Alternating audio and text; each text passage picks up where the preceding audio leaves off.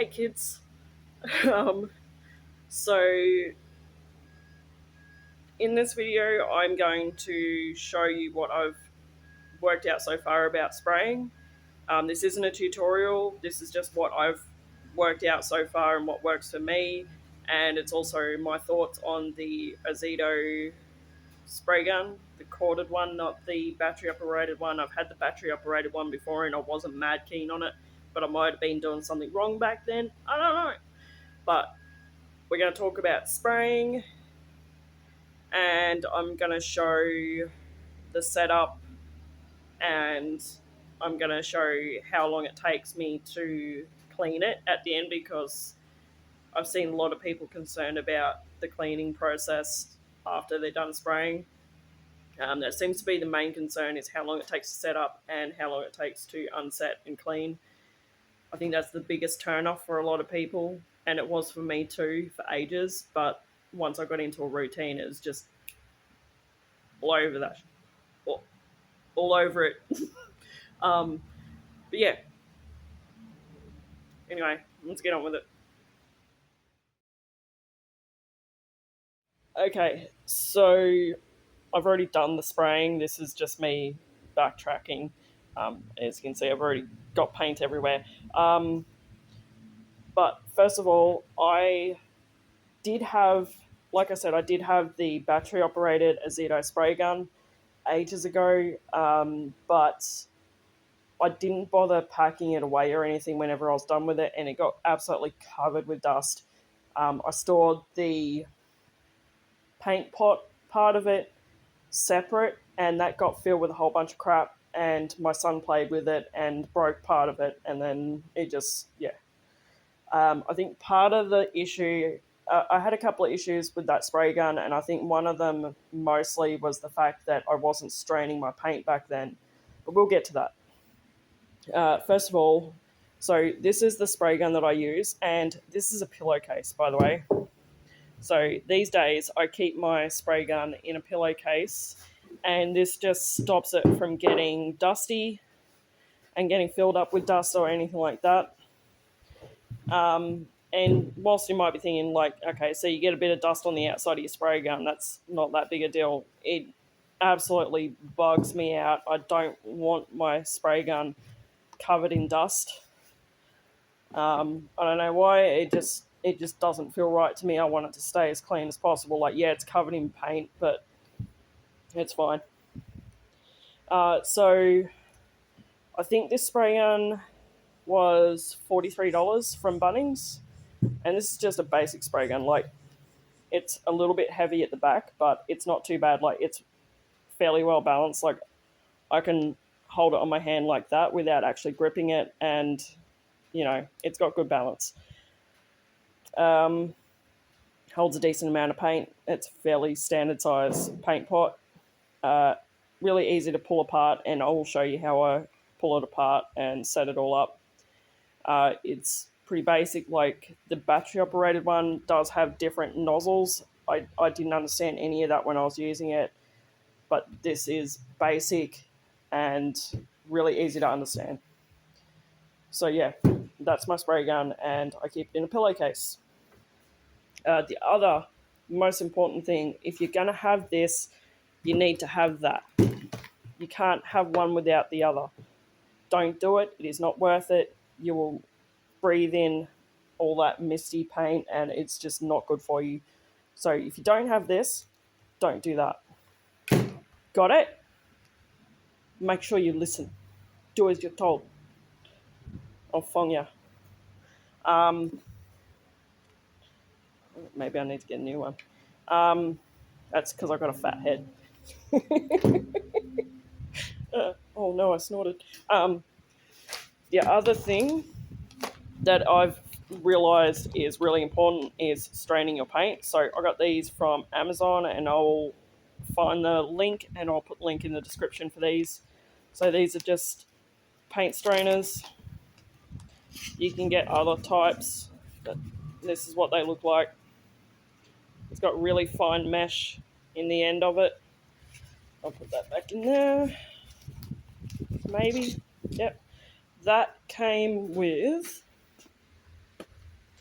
And this, don't look at this mess, it's horrible. I need to clean it up. So it's just a little funnel. I find I don't really end up using it. It's not really the right shape for the things, and it kind of bugs me out that it doesn't fit in there properly. Um, but there's that. Uh, uh, this little doodad is for cleaning it out. This is like a little needle thingy to clean out the nozzle. That comes with your spray gun. This comes with your spray gun too. This is for measuring. I don't know what it's called. I can't remember what it's called, but it's to measure the time that it takes for the paint to run through this. So you fill this up. You want to plug up the bottom of it. Fill this with your paint, and then start the timer and let it start running through at the exact same time. It's a juggling act and absolute pain in the ass. But I think you want it around the 30-second mark for how long it takes to run through. And that's to measure the viscosity, I think. Very informative video here. Yeah, to measure the viscosity of the paint to see. So if it takes too long to run through, you need to add more water or thinner. And if it's running through too fast, then your paint is too thin. If you're going to add water to your paint, add a little bit at a time, because it's easier to add more water than it is to take water out. You can't take the water out. It's just not going to happen. You can add more paint to it, but then you're going to take the chance of, using up too much paint or running out altogether. Okay, so one of the things I used to do with my old spray gun was I stored the paint pots separate from the spray gun, and that was one of my biggest mistakes, because if there was any paint left in there at all, it would dry and flake and end up in my next lot of paint, or things would just get into it. This way, keeping the paint pot attached to the spray gun stops contaminants from getting in there. There is a little bit of water left in there from last time I cleaned it, but that's not a big deal. And if there is any scraps of paint left in there, it's just going to mix in with the new paint, and it's not going to be enough to make any difference. Before I strain my paint, I give the bottle a really good shake, and then I'll open it up and use a bamboo skewer to scrape the bottom and give it a good stir.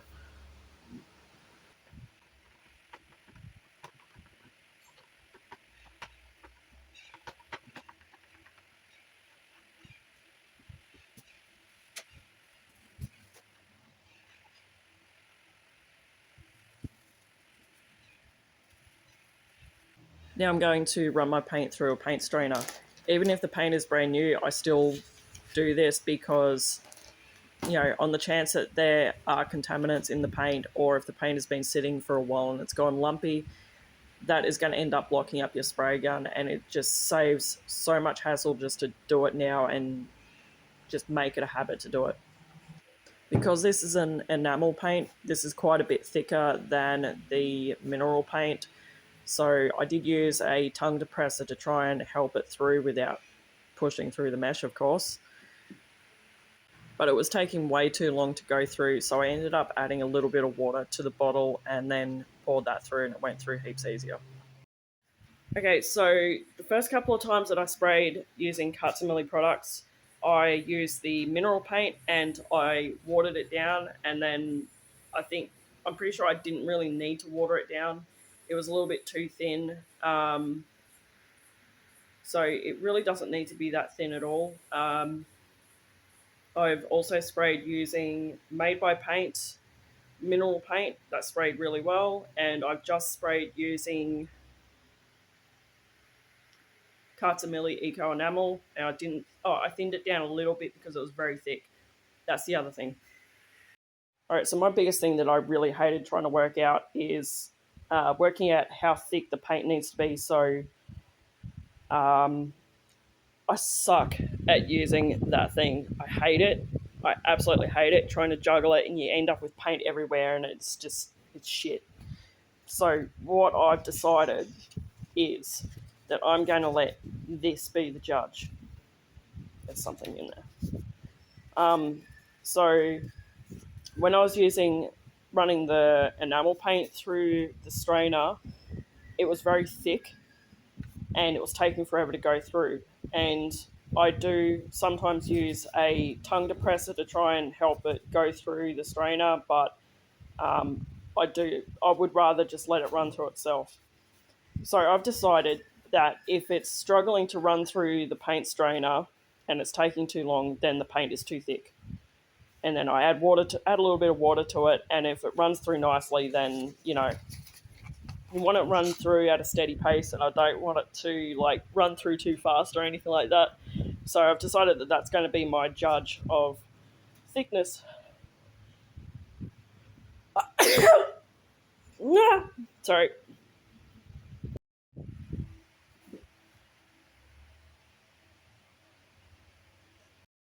What I was trying to show you there, and it will explain all of this in the instructions, but if you're anything like me, you don't like instructions. The information just doesn't go in your head, and you prefer to see things or do things for yourself. So helps if I show it. This part here, so this is the back of the spray gun. So it sits like that, like that. So this part here can face forward or it can face backwards. Um, the reason you want to have it facing forwards is because it'll sit at the front of the paint pot. So when you are, hang on, can't do it. It'll do. Hang on. All right. So when you're spraying something, if it's like down low or something like that, you're going to have it tipped down that way. So your paint will run to the bottom, to the front of the pot, and that way the nozzle is actually in the paint. If you're going to be spraying something up higher, you'll want to open it up and turn that hose or straw around so that it's facing the back of the pot because the paint will be at the back of the pot. If you want to avoid that altogether, fill your paint pot up really well. Like it'll make it heavier, but you won't. You know. Anyway, oh my god. Okay, I hope that made sense. All right, how about we just pretend that really awkward description never happened?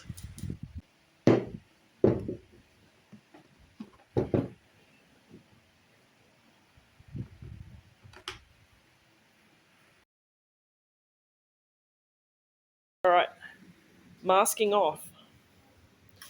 So, probably the more painstaking part of the whole process is masking off. A lot of people don't like masking off. I don't really like it myself, but it gives you a nice clean job and, it looks better.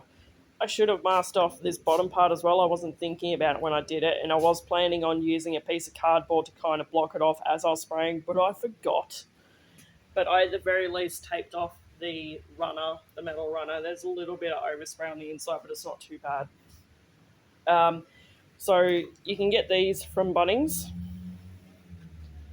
and it's got the, you would have seen me using these before. It's got the tape on there and the plastic, and you run it along the edge and then pull the plastic sheet down, and it covers it all up, and it looks lovely.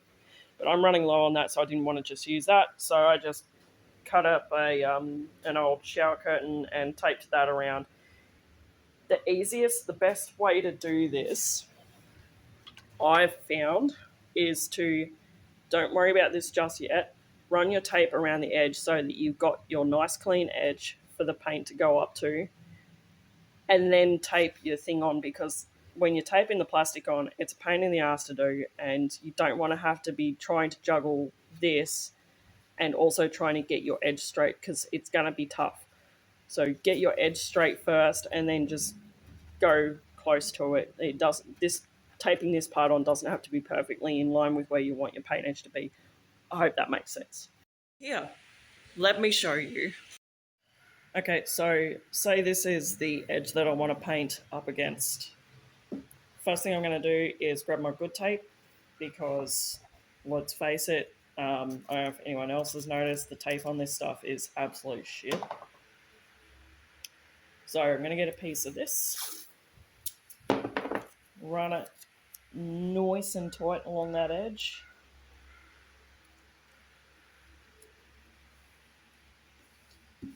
Some along there. And grab this stuff, take off a piece of that,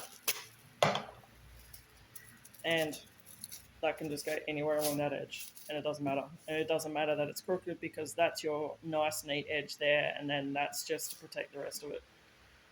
That easy.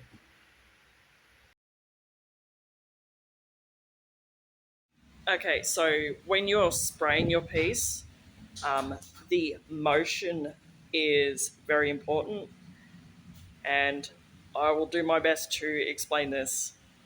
Okay, so say for example, we're spraying this piece.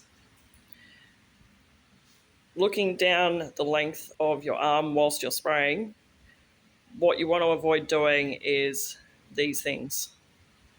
So it's different if you're like doing things like this and going up under that edge, or like doing things like this, or there's an edge in there like that where you're doing that. Like, yeah, obviously move your wrist if you're doing things like that, but you don't want to do this. What you want to do is motions like this, and you want to overlap your lines so that you don't have a gap in between. So overlap slightly. So say there's a line there of paint, you want to drop down and go halfway through that one, if that made any sense at all. Also, don't go too fast. Try not to go too close or too far back. You'll end up with like a splattery finish and it just doesn't look good.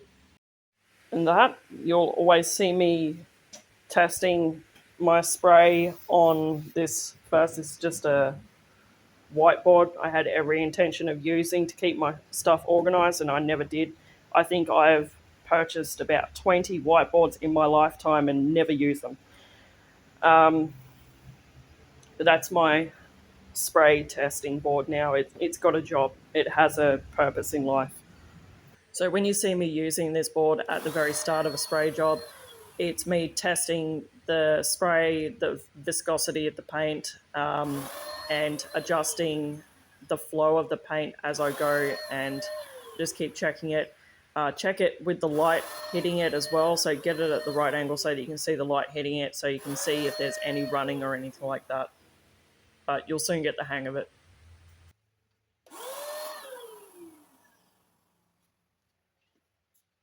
I'll say it again, do not forget to wear your respirator. It is very important. Some people also like to wear goggles over their glasses because the paint can sometimes splatter, but I'm not concerned about that. My technique still isn't perfect. It definitely still needs work, but I'm getting there and I'm learning as I go. And I hope that you guys are learning with me.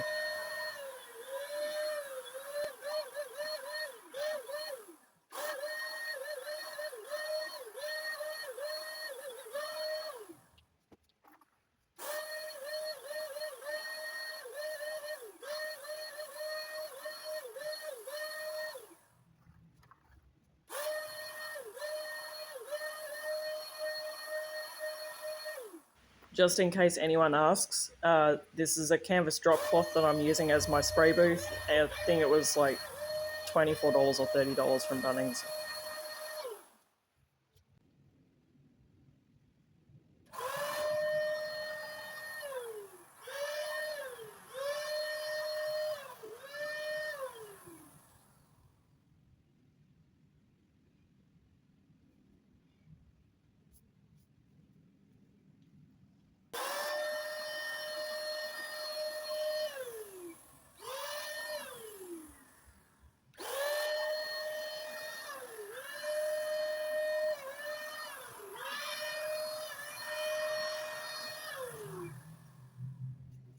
As far as coverage goes, as opposed to brushing and rolling paint on, where sometimes you need 3 or 4 coats of paint, sometimes more depending on if it's a bright with a clear base.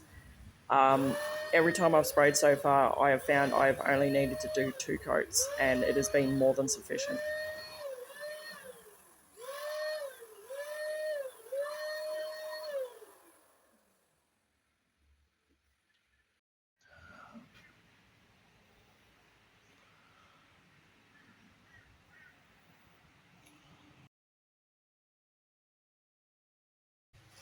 All right, if I've got paint left in the pot, first thing I do is funnel it straight back into the bottle. Now, I've also seen a lot of people in the past say that spraying uses more paint. I don't know if it does technically or not, but I think by the looks of it, I'd say I used about 2/3 of this bottle of paint. I don't know, I'm not good at fractions. But I'm pretty sure if I had brushed and rolled, I probably would have used this entire bottle, or most of it at least, which I think is pretty good. Okay, so I used a bit more than half of the bottle. The next thing I do is use paper towel to clean off any bulky lots of paint that's left behind, and I shove that paper towel in there and clean out as much as I can because I don't want to wash all of that paint down the sink.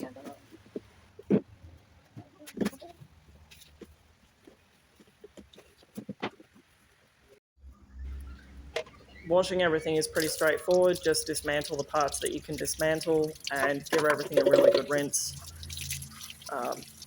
This straw part here would be a lot easier to do with a straw brush, but I don't have one here at the moment, so I just make do. As long as you get to this straight away and don't leave it sitting around to dry, the paint washes straight out, so it shouldn't be an issue.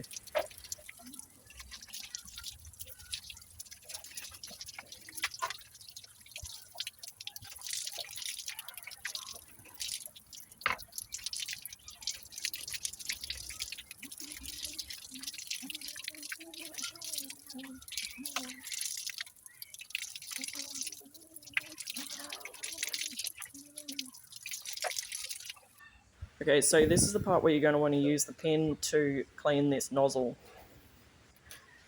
The easiest way to get in there and clean it is to open up the valve more so that you've got more flow. Otherwise, it's going to be harder to get the pin in there and get all the paint out. So you can see here that it opens right up now. So now I'm just going to flip it upside down and run the water straight through that opening. And see how the paint is trying to come out of the nozzle while I'm squeezing the trigger.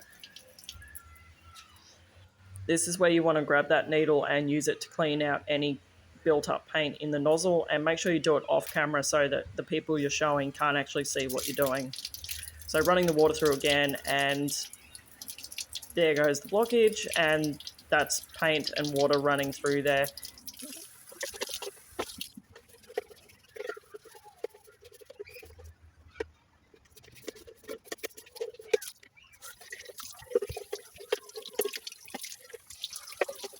Now that you've given that part a good scrub, you want to put some water back in it. Doesn't have to be full, just enough to run through the machine.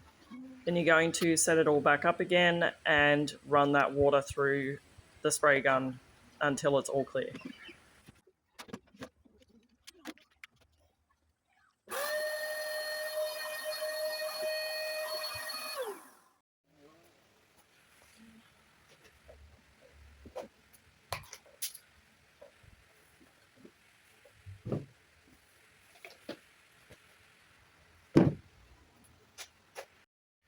All right, I think that just about covers everything. If you have any questions about spraying, feel free to ask. I'm by no means professional yet. I'm learning as I go, and I hope you guys are learning with me. But if you have any questions, you can ask. Like I've said, the spray gun that I'm using is not the best quality. It is cheap, but it does the job, and I think I'm doing all right with it. The quality of the work that I'm putting out with it is brilliant, but I will eventually upgrade to like a Wagner or something. For everything you've seen in this video, like the spray gun, the paint strainers, like even this, I'll put the links for them in the description. And yeah. Alright, well, I hope this helped someone.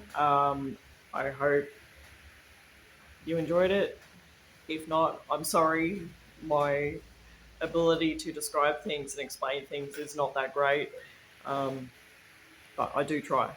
So thank you guys for watching, and I'll see you next time.